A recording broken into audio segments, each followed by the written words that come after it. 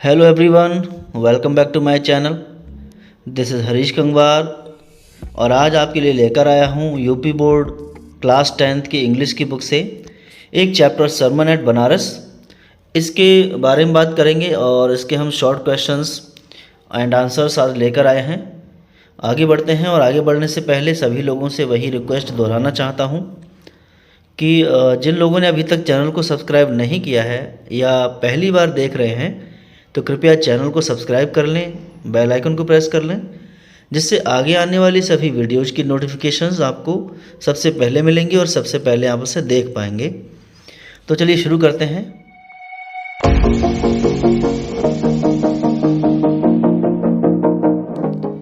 तो ये है हमारा पहला question. What was the effect of the sufferings of the world on the Buddha, यानी कि बुद्ध के ऊपर दुनिया के कष्टों का क्या प्रभाव पड़ा, यानी दुनिया के जो कष्ट उन्होंने देखे उससे बुद्ध को क्या असर हुआ। आंसर देखेंगे। Buddha at the age of 25 saw a sick man, an aged man, a funeral procession and a monk begging, यानी कि 25 वर्ष की अवस्था में महात्मा बुद्ध ने, यानी उस समय उनका नाम सिद्धार्थ था, उन्होंने एक बीमार व्यक्ति, एक बूढ़ा व्यक्ति और एक व्यक्ति को मरा हुआ जो अपनी अर्थी पर जा रहा था, यानी उसकी जो अंतिम शव यात्रा चल रही थी, और एक भिखारी को भीख मांगते हुए देखा। ये 3 या 4 दृश्य उन्होंने देखे जिससे उनको बड़ा दुख हुआ, क्योंकि अपने महल में उन्हें बिल्कुल भी किसी भी दुख के बारे में एहसास नहीं था।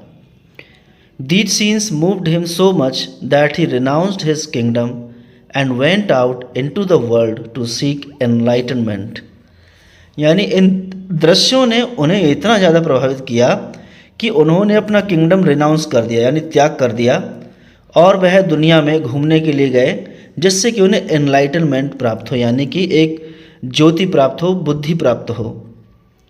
He wandered for 7 years and finally sat down under a peepal tree. तो वो 7 वर्षों तक घूमते रहे, इधर उधर भटकते रहे और अंततः एक पीपल के पेड़ के नीचे बैठ गए। He gained enlightenment after 7 days and came to be known as Buddha. और उन्हें वहाँ बैठने के 7 दिन के बाद ज्ञान प्राप्त हुआ और तभी वो वहाँ से बुद्ध कहलाना शुरू हुए। तो बोध गया नामक स्थान पर वह वृक्ष है, बोधि वृक्ष है, बोधि नाम का वृक्ष था, इसलिए बोधि वृक्ष के नीचे ज्ञान प्राप्त करने की वजह से उनका नाम बुद्ध पड़ गया। Next question, why was Kisa Gautami sad, Kisa Gautami उदास क्यों थी। तो सरमन एट बनारस में ये दृश्य देखने के लिए आता है कि एक कीसा गौतमी नाम की महिला होती है, तो वो क्यों उदास थी। आंसर है, Kisa Gautami was sad because her only son had died. Kisa Gautami दुखी थी क्योंकि उसका इकलौता बेटा मर गया था। She was in great grief, बहुत बड़े दुख में थी वह। In her grief she carried her dead child to all her neighbours.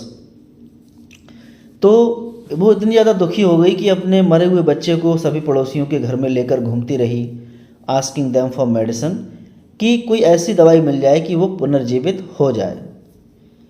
Next question number 3, Kisa Gotami again goes from house to house after she speaks with the Buddha. ये question किसी प्रकार से पूछा जा सकता है, शॉर्ट में भी हो सकता है, लेकिन आप क्वेश्चन का अर्थ समझिए कि कीसा गौतमी दोबारा सब लोगों के घरों में क्यों जाती है महात्मा बुद्ध से बात करने के बाद। What does she ask for the second time around, दूसरी बार वो किस चीज़ के बारे में बात करती है, क्योंकि पहली बार उसने मेडिसिन मांगी, दूसरी बार वो क्या मांगती है। डज शी गेट इट, क्या उसे वह मिलता है। वाई नॉट, क्यों नहीं मिलता है। ठीक है, तो बहुत सारे क्वेश्चंस एक ही आंसर में शामिल हो जाएंगे। And answer is, after seeing Buddha Gautami visits different houses, यानी महात्मा बुद्ध से मिलने के बाद गौतमी अलग अलग घरों में जाती हैं। She asks for mustard seeds, वह सरसों के दाने मांगती हैं, सरसों के बीज। But she also asks if someone had not died in that family. लेकिन साथ ही साथ उसने ये भी पूछा कि तुम्हारे परिवार में अभी जल्दी में कोई मरा तो नहीं है। But all replied that the dead were many. तो सभी ने ये उत्तर दिया कि भाई सबके परिवार में मरते हैं तो हमारे परिवार में भी कुछ लोग ये दुनिया छोड़कर चले गए हैं। So she failed to receive the mustard seeds. इसलिए उसे सरसों के बीज नहीं मिल पाते हैं। She could not find a single house without some dead person earlier. उसे ऐसा कोई भी घर नहीं मिला जिसमें हाल ही में या कुछ वर्षों में किसी व्यक्ति की मृत्यु ना हुई हो। सिंपल शब्दों में महात्मा बुद्ध ये समझाना चाहते थे कि उसको सरसों के माध्यम से, क्योंकि अगर सिंपल शब्दों में समझाना चाहते तो वो शायद नहीं समझती, तो इसलिए उसे प्रैक्टिकल करने के लिए कहा। Question number 4, what does Kisa Gotami understand the second time that she failed to understand the first time. Sorry, ये मिसप्रिंट हो गया, टाइम TIME होगा। यानी कीसा गौतमी दूसरी बार में क्या चीज़ समझ जाती है जो उससे पहली बार में समझ नहीं आती है। Was this what the Buddha wanted her to understand? क्या ये वही बात थी जो महात्मा बुद्ध उसे समझाना चाहते थे? तो बिल्कुल अफर्मेटिव में हमारा आंसर जाएगा। Answer is the second time Kisa Gotami understood the fate of man. यानी दूसरी बार कीसा गौतमी मनुष्य के भाग्य को समझने लगी। She realized that their lives flickered up and extinguished again like light. उन्होंने ये कहा कि वो समझ गई कीसा गौतमी कि जो जीवन है वो एक रोशनी के समान फ्लिकर होता रहता है, यानी कि फड़फड़ाता रहता है, लौ फड़फड़ाती रहती है और रोशनी के समान ही वो बात में बुझ जाती है। She considered herself to be selfish in her quest. बाद में उसे समझ में आ गया कि मैं जिस चीज़ की क्वेस्ट कर रही हूँ यानी तलाश कर रही हूँ, ऐसा करने में मैं स्वार्थी बन रही हूँ। She knew that death is common to all of them. और उसने जान लिया कि जो मृत्यु है वो सभी के लिए कॉमन है, एक सामान्य सी बात है। Question 5, where did Buddha teach his first sermon. यानी सबसे इम्पोर्टेंट क्वेश्चन यही है, हमारा चैप्टर भी इसी बारे में है कि महात्मा बुद्ध ने अपना पहला प्रवचन कहाँ पर दिया। And the answer is the Buddha preached his first sermon at the city of Banaras. Mahatma Buddha ने अपना पहला उपदेश बनारस शहर में दिया। और बहुत सारे जी के क्वेश्चन में आपको सारनाथ मिलेगा, तो सारनाथ और बनारस से आपको कंफ्यूज नहीं होना है, बिकॉज सारनाथ कोई छोटा कस्बा रहा होगा बनारस के आसपास। Most Holi of the dipping places on the river gangs. Gangs यानी गंगा, गंगा नदी के किनारे डुबकी लगाए जाने वाले जो भी शहर हैं उनमें एक शहर है Banaras. That sermon has been preserved and is given here. तो वह उपदेश उनका आज भी सुरक्षित रखा गया है और यही उपदेश बार बार लोगों को बताया जाता है। Question number 6, what was the basic idea of the Buddhas preaching. यानी बुद्ध के उपदेश का आधारभूत विचार क्या था, क्या समझाना चाहते थे।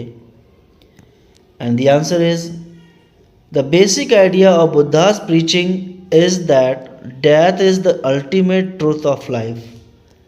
यानी महात्मा बुद्ध के उपदेश का एकमात्र आधार यही था कि जो मृत्यु है वो इंसान के जीवन की सबसे बड़ी सच्चाई है। It is that all living beings are to die one day. और ये सच्चाई यह है कि जो भी जीवित प्राणी हैं एक ना एक दिन उनको मृत्यु ज़रूर आएगी। No one can escape from death. मृत्यु से कोई भी नहीं बच सकता। We must accept this universal truth and should not grieve over the dead. तो हमें ये सार्वभौमिक सत्य स्वीकार करना चाहिए और मृत व्यक्तियों के ऊपर हमें शोक नहीं मनाना चाहिए, यानी कि लंबा शोक नहीं करना चाहिए। And this was the last question of this video. I hope this video will be helpful for you. Please comment and share to all your needy friends. Thanks for watching this video. Have a wonderful time.